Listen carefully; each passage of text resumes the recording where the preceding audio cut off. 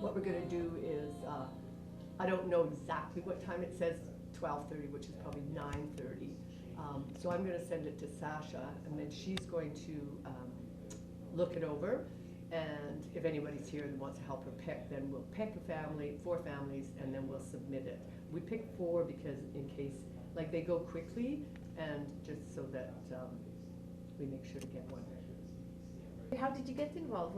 How did the idea of sponsoring refugees?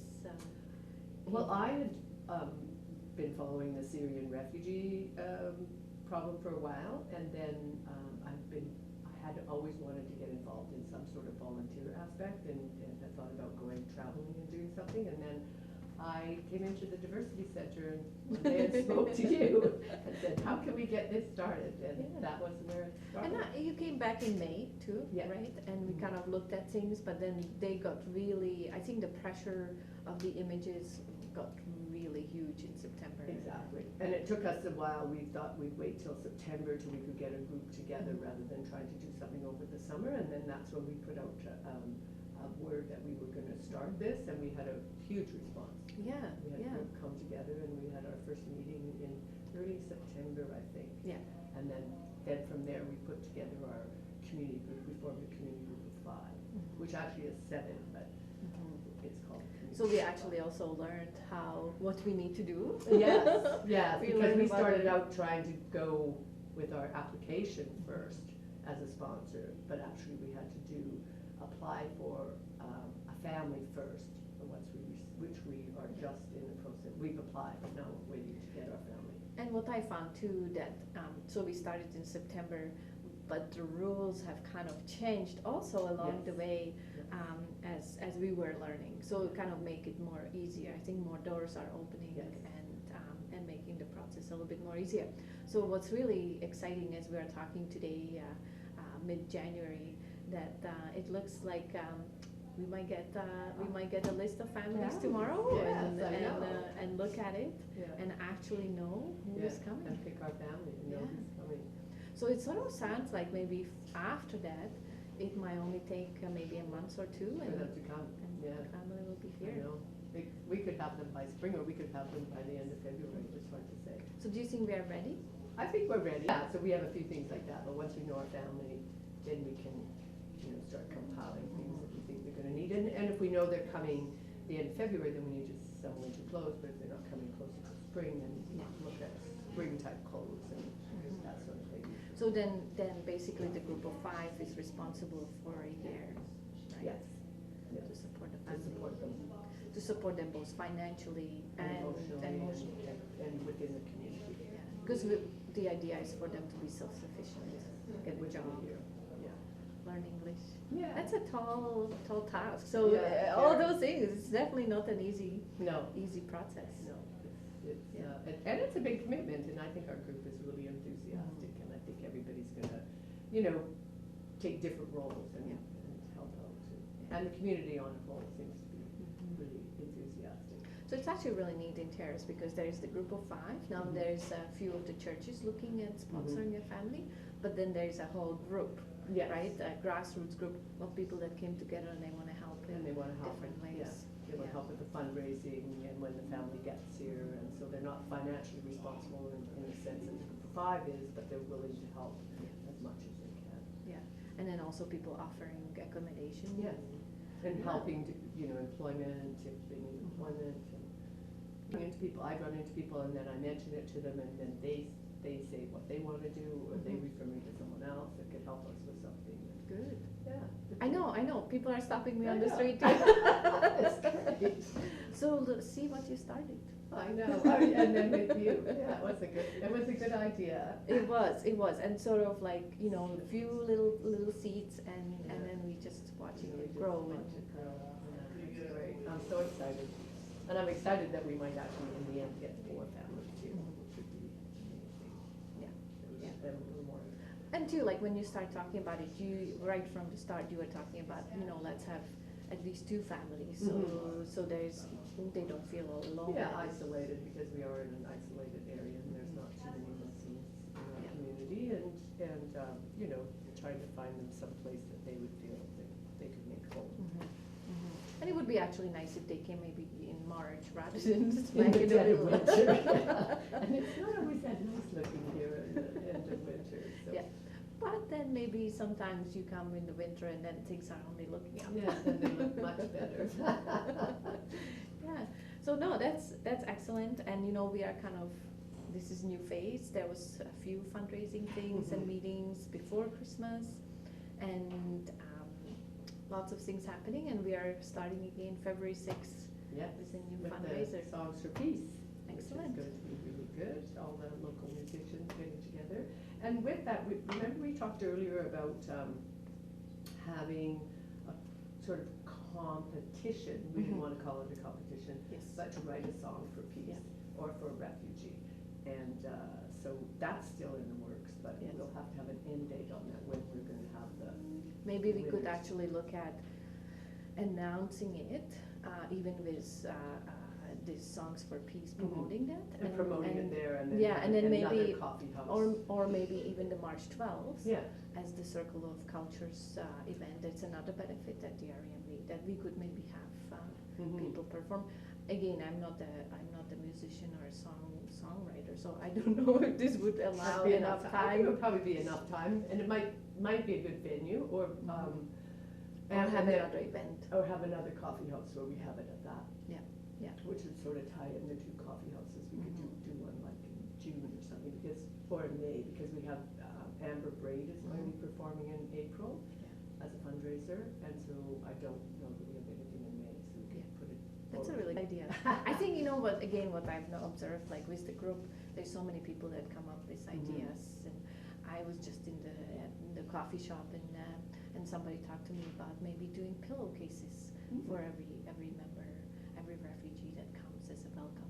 Oh, that's a really And nice it's like, idea. so there's so many different groups that want to get involved, which is amazing. And a friend of mine, stopped me a while ago, and when we get our family profile, she wants to make all the children a quilt. Oh, She's a quilter, so Great. with their name on it, which I Yeah. thought was really nice. Yeah. Very special. So thank you, Terrace. Thank you, Terrace.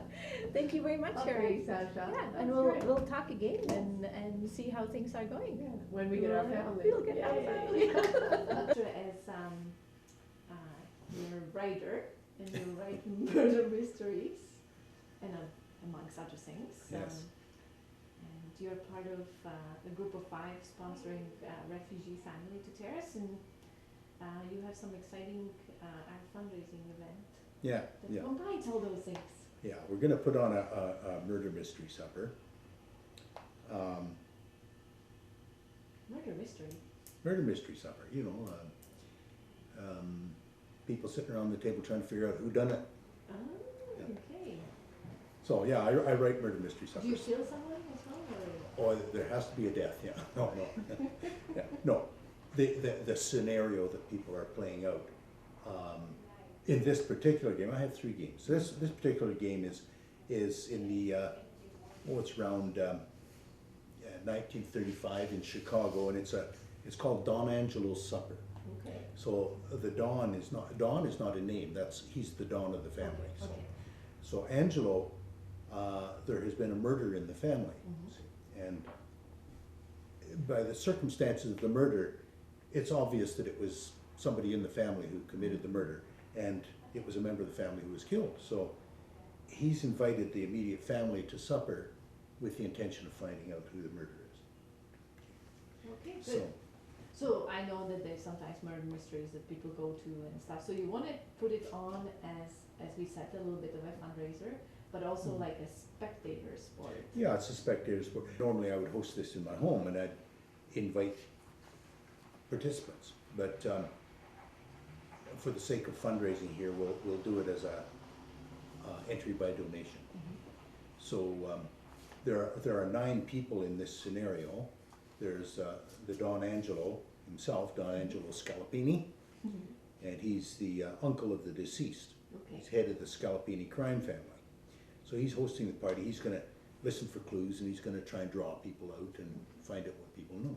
so so you're looking for 9 people? 9 people, yeah. That would participate, and you give them some instruction, like how do they prepare to know what role they play? Once we know who's gonna be playing these roles, about at least a week or maybe even 2 weeks before the supper, I will hand deliver to these individuals a package that describes their character, describes what they know about everybody else.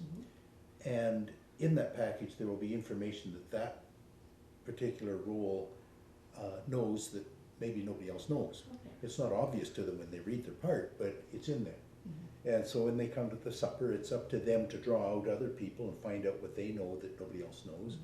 And it's up to them to tell what they know that's unique when the time is right. It's up to it's like game Monopoly. Right. You play your game. Mhm. Every person plays their own game, and everybody has their own information, and it's up to the group to draw each other out and find out who the murderer is. Oh, very nice. So Matthew, you're interested I in the. threw my name into the hat right away. I'm enthused by the acting. Mhm. So you're gonna need more people than just me though to Oh, make yeah. it work. Yeah, we have 3 female roles and 1, 2, 3, 4, 5, 6 male roles. So I guess we'll be hitting people to find out if they want to participate or not. Yeah. So we can invite people, if anybody who is interested in Mhm. doing this, they can maybe contact Skin University right Mhm. here, and we'll let Baxter know. How do you feel about being? I'm excited for the idea of it. I've never played before. Yeah. What I'm curious about is the setting. So if we invite people to come over, they'd be eating dinner around us and we'd be sitting in a center kind of table and Well, as I say, normally I would invite people, and it's a potluck supper, and people come and they bring food appropriate to the setting. In this case, it's a Italian family in the 1935 in Chicago. So bring Italian food and dress the part. And Sunday, let me just look at the calendar. Sunday, February 28th. February 28th, yeah. At 5 o'clock, right? Yeah, I think we should start at, we should have people here at 5, where did I write down? Yeah. We should start at 5 and 5 and then start at 5:30, right? eat at 5:30, but have people here at 5 so that they can mix a bit in character. Mhm. So they can interact a bit in character before they actually sit down. Right, Yeah. right. Oh, that sounds really good. You know, this is just one of many fundraisers that Mhm. we're putting on to sponsor refugee families coming to Terrace. February 6th, there's going to be a musical, Songs for Peace, at the Terrace Little Theater. We'll do this supper on February 28th, and then March 12th, we're hosting a big Circle of Cultures event at the REMB. So lots of different things to get involved, and I'm sure there'll be other stuff in between, and we also want to learn Arabic, maybe have a presentation on Syria, and fundraise as funds, Mhm. and also awareness. Yeah. I mentioned you're one of the group of 5. Why did you decide to get involved, In the group of 5? or in sponsoring refugees? Well, the need is so great. There's human beings who are suffering very badly, much more profoundly than I am, and I'm a member of this world. I kind of have an obligation to try and mitigate some of the suffering in the world somehow. I suppose there are those who would say, well, why don't you help local people who are homeless? And my answer to that would be, well, you're right, they need help too. Actually, I'm kind of busy over here helping the Syrians, but whatever you're doing to help them, I will help you. Because this is what I'm doing. Yeah. So you do that and I will help you. I don't think that that you can say because you're helping here, you're taking away from those. I think people give where they give. Personally, I see the Syrian refugees as having absolutely no hope without help. So that's where I see the most need, so that's where I'm putting my help. Why did I get involved? I guess that's why. There are other refugees in the world other than Syrians, but at this moment, the Canadian government is making it easier to help those people. So that's where I'm putting my effort. It doesn't say other people don't need help too. They do. That's why I got involved. Well, thanks for doing that, and thanks for bringing the creativity. I think what we kind of agree on, all the large group that comes together, is it's actually lots of fun too. It is a lot of fun. It's a lot of fun. The fundraising we've been doing, we had a great spaghetti supper at the United Church, and it was fun for everybody involved, as far as I know. And yeah, it's you know, we're working with Little Theatre Group has offered us their venue for other fundraising. We're going to have the musical event at the Terrace Little Theatre. They've been very generous with us that way. There's a lot of generosity in this town.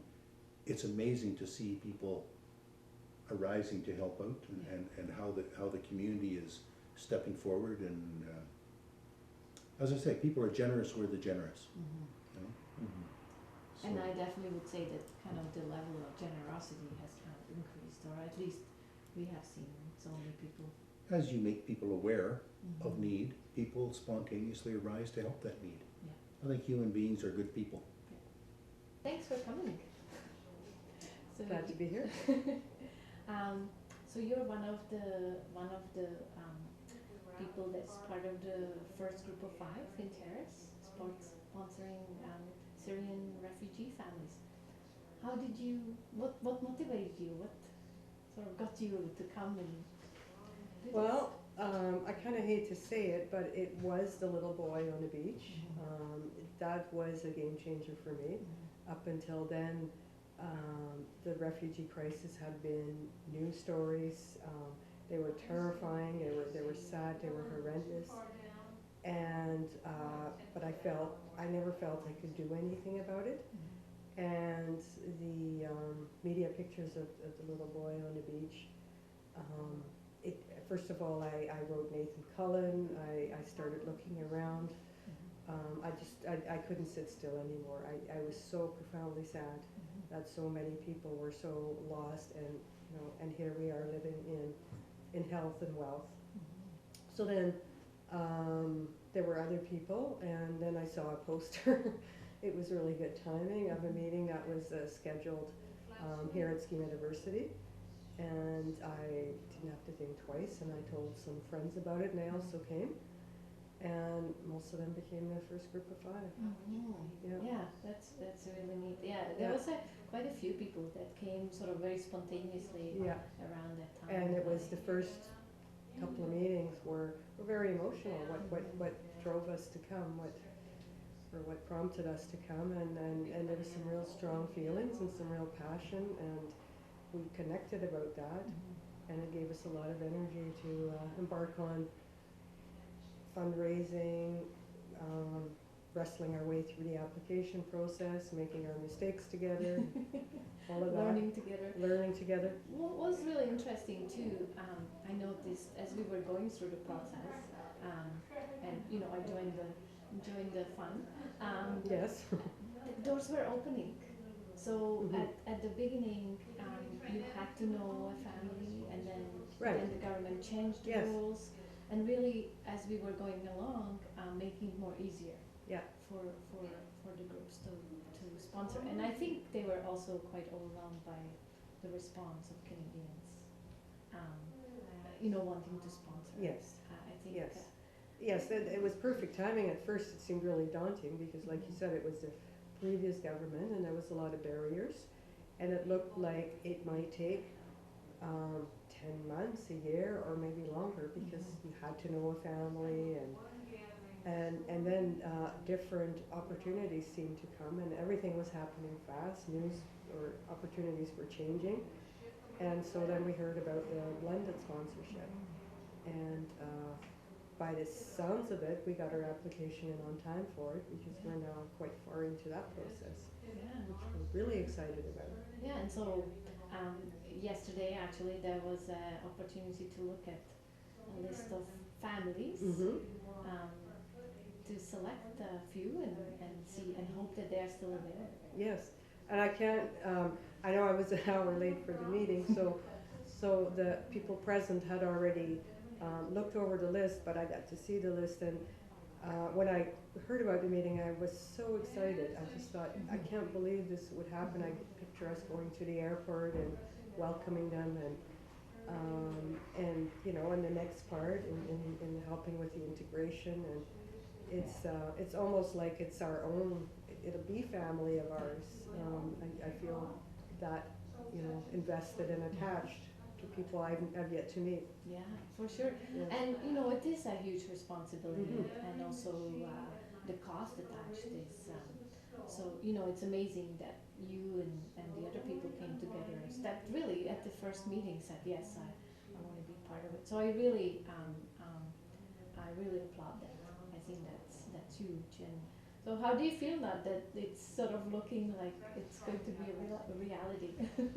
Excited, because like I said at the beginning, it seemed daunting, and processes, and we were kind of lost going one way, and we decided to change directions, and then everybody's got different opinions of how things should go. So to come together as a group and decide, okay, we'll do this, we'll try this route, and to have it actually work, it's exciting. I just feel excitement. Because I'm part of a group doing this, and I also feel I'm part of a community that carries our initiative. We've had a lot of fundraising events. We have some coming, and so it's going to be a community accepting this, and hopefully more families after this family. So it's definitely not something that anyone should do alone, but as a group, I highly recommend it. You learn so much, it's exciting, but you have to commit. There's no doubt, you have to commit. Worse is, you know, we don't know what the needs will be of the families, how much trauma they have gone through, how much English, if any, they know, Mhm. how much they know about Canada, about snow and cold. Mhm. So that will be interesting to. So even though maybe we don't have huge amount of services here, I feel that the group is already surrounded by Yes. by this group of people that Yeah. will go along Yeah. side with them. Yes, absolutely. And you know, there's actually more services than we expected, because we had to do, I can't remember what it was called, a community. Oh, the request for refugee. Yeah, profile, and yeah. you sort of had to do a community profile, and as we brainstormed, we realized how much there actually is. And yes, we're not a large center, we don't have, you know, a door to walk through for everything, but we have a lot of very resourceful people, not just in our group, but in the community. So I think, you know, while we all feel quite strongly that it will work out, you know, with the dedication of our group and the larger group. Yeah. Yeah, no, it'll, you know, being part of the process of looking Yeah. at the families and hearing about it. It really seems that the family will be here soon. Yeah, yeah, and that development was in the last few days that we kind of picked up on that vibe, and well, thankfully we have a very generous family in town who have offered their suite, a 2-bedroom suite, so that is a gift we received in kind on behalf of the family. So it's fully furnished, so we don't feel, oh my God, we got to find a place to live. That's the big part. And so with that, that's a pretty comfortable place to be in. And so with that, we got to do some planning. You know, first of all the meet and greet, but then what are their immediate needs? how old are the kids? Do they need to be enrolled in school? Find a doctor, and I understand there has been a physician approached and has said yes. And that's great, because in this town it's really hard to find a doctor. Of course. He speaks Arabic too, I think. Pardon me? He speaks Arabic. Yes, that's my understanding. And orientate them to the town. Where do you buy groceries that are reasonable? Where do you buy clothes that are reasonable? And of course, administer the funds that we've raised so far, and help them with understanding the Canadian money, the budgeting, and other resources that they need, hospitals, and then English as a second language, the ESL program, connect them with Schema Diversity. And a lot of things that we'll be doing, and we're suspecting they may be overwhelmed. So it's going to be important that we don't overwhelm them with our agenda, that we do it at their pace. And they've been through a lot, so I think it's important to let them know there is help as well. Yeah, so and it's ongoing, right? It's we're responsible for a year, but I don't think any of us feel we withdraw after a year. The nice thing is with this current government that the people that are coming, they're coming as permanent residents. So when they feel competent enough in the language and far enough in the integration process, they are allowed to work, and that's fantastic. I don't know. Evening, Sunday evening on a weekend, a few of our group of 5 met. To put some videos and photos together of Syria as part of another fundraising event. And we learned quite a bit. And we learned some Syrian poetry that was translated in English. And tragically, there was a lot of before and after pictures of beautiful cities and beautiful landmarks that are forever gone, and mesmerizingly beautiful. And so it really put an accent on just how much loss they have suffered, not just the fear of their lives and the running, but the loss is profound.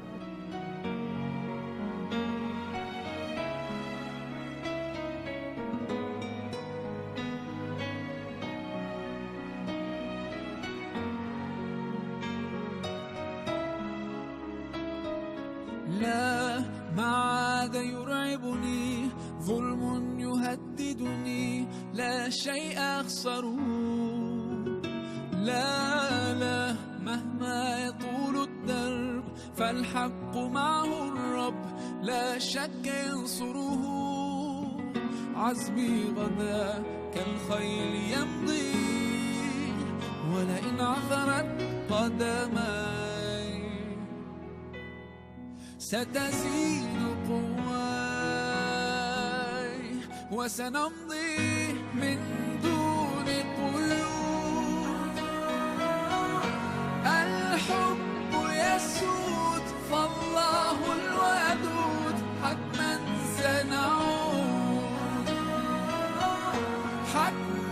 سنعود والحب يسود طفل يسائلنا من ذا يقتلنا ما ذنبنا أطفال يتم أحاطنا قهر يقيدنا فكوا لنا الأغلال عزمي غدا كالخيل يمضي ولئن عثرت قدماي ستزيد